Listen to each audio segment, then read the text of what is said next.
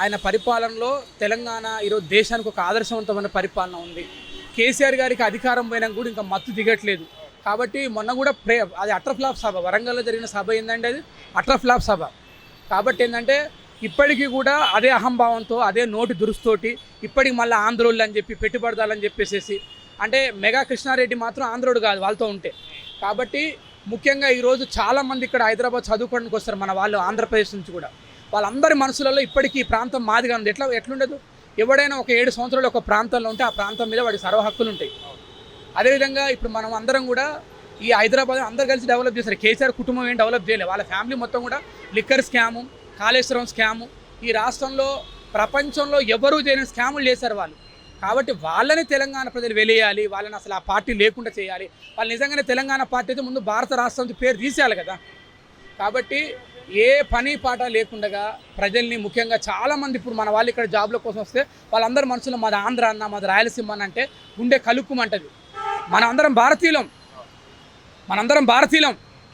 అందరి మనసుల్లో, ముఖ్యంగా యువత అందరి మనసులో కూడా దయచేసి ఆంధ్ర, తెలంగాణ, రాయలసీమ కాదు, ఈ దేశంలో ఉన్నటువంటి ప్రజలందరూ కూడా సమైక్యంగా అభివృద్ధి కావాలి.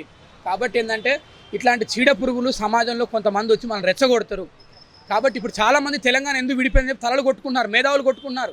కేసీఆర్ చేసినట్టు ఒక పిచ్చి పరిపాలన చేయబట్టి, ఒక దుర్మార్గమైన పరిపాలన చేయబట్టి కేసీఆర్ గారు రాజ్యాంగాన్ని మార్చి పారేస్తాడు ఆయన. అంటే ఇప్పుడు తెలంగాణ తీసుకొచ్చింది మేమే అన్నారు, కొందరేమో అది సోనియా గాంధీ బట్టి తెలంగాణ వచ్చింది అంటున్నారు. ఇందులో ఎంత వాస్తవం అంటున్నారు? మీకు వీలైతే ఇప్పుడే కెమెరా పట్టుకుని ఎర్రగడ్డ మెంటల్ హాస్పిటల్ కూడా వెళ్ళండి. అక్కడ కూడా చాలామంది పిచ్చోళ్ళు ఇదే చెప్తారు మీకు, తెలంగాణ నేనే తెచ్చిన అంటారు. అదేవిధంగా నేనే భూమిని కనిపెట్టిన అంటాడు. అవసరం ఉంటే ఈ భూగోళంలో ఫస్ట్ సైంటిస్ట్ నేనే అంటారు. అంటే ఎర్రగడ్డ మెంటల్ హాస్పిటల్లో పేషెంట్ మాటలకి వీళ్ళ మాటల పెద్ద తేడా ఏముండదు. కాబట్టి తెలంగాణ ప్రజలు తెచ్చారు, విద్యార్థులు తెచ్చారు, యువకులు తెచ్చారు. 1400 మంది యువకులు చనిపోతూ ఉంటే ఆంధ్ర ప్రాంతంలో కూడా మేధావులు చాలామంది కూడా అరే చనిపోవడం పరిష్కారం కాదు కదా అని చెప్పి చాలామంది కూడా స్వచ్ఛందంగా ఈ రాష్ట్ర విభజన జరగాల వద్దని ఆలోచించారు. నిజంగా కేసీఆర్ గారు తెచ్చిపోతే కేసీఆర్ ఇంటి ఎవరైనా ఒకరు చనిపోవాలి కదా.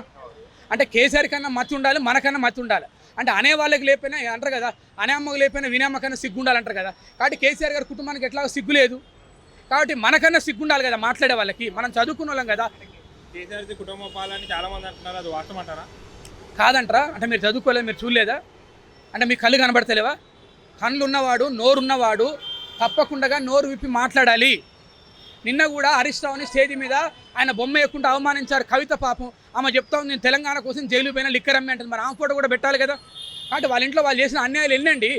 ప్రపంచంలో అతిపెద్ద దుర్మార్గమైనటువంటి అన్యాయాలు వాళ్ళు చేశారు, వాళ్ళకి తెలియదా? కాబట్టి వాళ్ళు చేసిన అన్యాయాలకి ప్రతిఫలం అనుభవించాలి. తప్పకుండా తెలంగాణలో వారికి రాజకీయ స్థానం కల్పించొద్దు. ముఖ్యంగా యువత పెద్ద ఎత్తున కూడా పోరాడింది మనం పోరాడినాం, వాళ్ళు ఏం చేయలేదు. మనం దెబ్బలు తిన్నాం, మనం ప్రాణాలు అర్పించినాం. మన ఆంధ్ర ప్రాంతం ప్రజల్ని, యువతను కూడా మానసికంగా హింసించారు. హైదరాబాద్లో ఉంటే ఉండండి, పోతే పోండి అని చెప్పారు. కాబట్టి ఇప్పటికైనా కూడా బీఆర్ఎస్ పార్టీ ఎందుకు లేదు, చాలా చోట్ల ఉంది. వాళ్ళు మళ్ళీ ఓట్ల కోసం మళ్ళీ సెంటిమెంటు, ఆయింట్మెంట్, ఓటు బట్టను మళ్ళీ రెచ్చగొడుతున్నారు. మొన్న కూడా అదే డైలాగులు, పాత సీత ఇదంటారు కదా, పాత సీత కొత్త సీసాలో పాత సార పోసినట్టు అయ్యే డైలాగులు. వాళ్ళకు ఓడిపోయినా బుద్ధి రాలేదు, ఓడిపోయినా సిగ్గు రాలేదు. సభ చాలా బాగా జరిగిందన్నారు సభ.